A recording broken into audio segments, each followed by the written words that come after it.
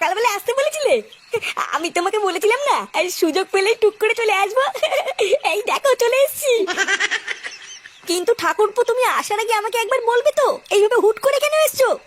নেবো না, তুমি তো দেখতে সবই ভুলে গেছো। তুমি তো সকালবেলায় বললে এটা আমার নিজের বাড়ি, যখন তখন চলে আসতে পারি। হ্যাঁ সবই তো ঠিক আছে, কিন্তু এখন তো ঘরে খরিদ্দার আছে। খরিদ্দার আছে মানে?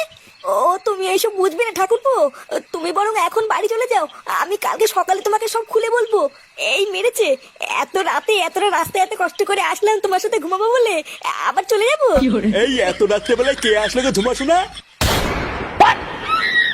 এ কি বাবা, তুমি এখানে কি করছো? এইসব কি বলছো? উনি তোমার বাবা কেন হতে যাবে? উনি তো আমার খরিদ্দার। খরিদ্দার মানে? ও, এবার আমি বুঝেছি, তাহলে তুমি রাত্রেবেলায় নাইট ডিউটির নাম করে এখানে আসো। এবার ভুদার বল, আমার কাছে সবকিছু পরিষ্কার হয়ে গেছে। তোমার মাঝে মাথা কেন হয়েছিল? সারা